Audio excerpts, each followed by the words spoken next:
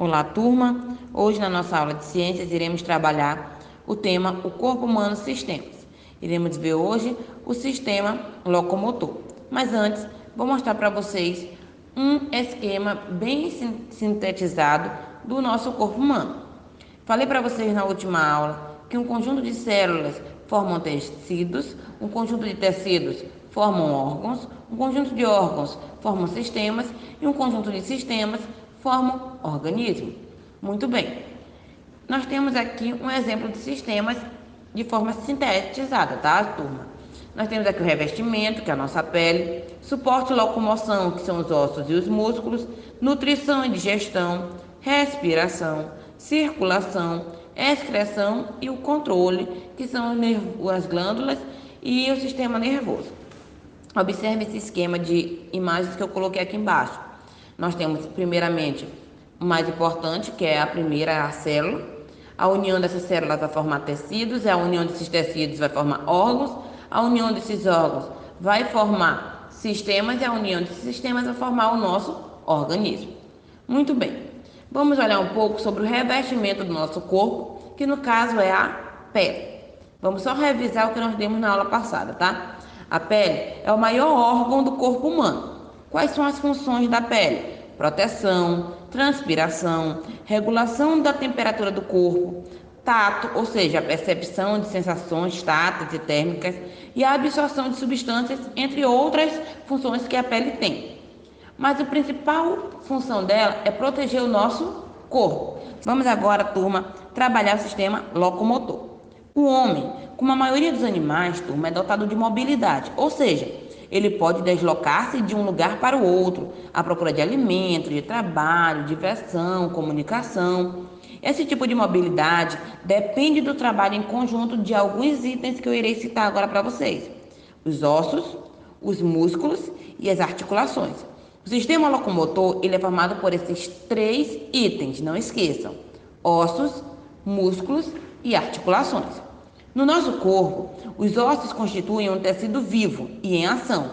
Eles formam o esqueleto, cuja função é dar forma ao corpo, proteger os órgãos vitais e proporcionar um sistema de alavanca que, movida pelos músculos, possibilita o movimento. Observação importante. Eu já tinha falado para vocês, quando nós trabalhamos tecido ósseo, que era muito importante o nosso esqueleto, pois ele protege nossos órgãos vitais. Que órgãos vitais são esses? O crânio, ele protege o cérebro. O tórax, ou seja, toda essa caixa torácica, que todas as costelas protegem o coração e os pulmões. Já as articulações, turma, elas são responsáveis por unir os ossos, evitando que eles se desgrudem ou choquem um com o outro. Há vários tipos de ossos. O maior deles é o fêmur, que fica na nossa coxa. Vamos entender um pouco sobre articulações? De forma geral, podemos definir as articulações como a junção de dois ossos. Ou seja, é a união, é o que une os dois ossos. É aquela cola, é um tipo de cola que fica entre um osso e outro, juntando eles dois. As articulações, elas classificam-se em imóveis, ou seja, são aquelas que não permitem movimentos. Nós temos um exemplo, os ossos do crânio, nossos ossos do crânio não se movimentam. Semimóveis, que são aquelas que permitem pequenos movimentos. Um exemplo são as vértebras e as costelas. Elas se movimentam apenas ou para um lado ou para outro, não tem um movimento total. E as móveis, que são as articulações com grandes amplitudes de movimento. Exemplo, ombros, punho e joelhos. O movimento acontece sempre através de uma ou mais articulações, que possibilitam mudança de planos e eixos em relação à posição anatômica. O que é posição anatômica?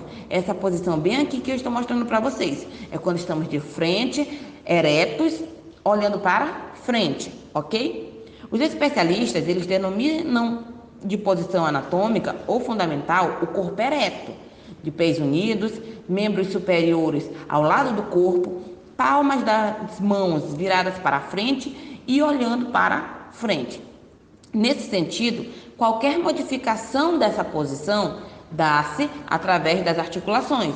Ou seja, se você está ereto, olhando para frente, com as mãos viradas para frente, todo de pé, sem os pés tortos, todo ereto, e você se movimentar, esse movimento se deu devido às articulações, ok? Então, estar sentado, flexionar o tronco, apanhar um objeto, se curvar, tudo isso se dá devido às articulações. Turma, na nossa última aula, olhamos o tecido muscular. Vamos relembrar? Os músculos podem contrair e relaxar, gerar movimentos que nos permitem andar, correr, rir ou auxiliar na digestão e na circulação no organismo, que são movimentos voluntários e involuntários. Por exemplo, rir. O ato de você rir, ele é voluntário, ou seja, é você que comanda. Já a circulação no seu corpo e a digestão, ela é involuntário, não é você que comanda. Nossa locomoção depende da ação conjunta de ossos, articulações e músculos, sob a regulação do sistema nervoso.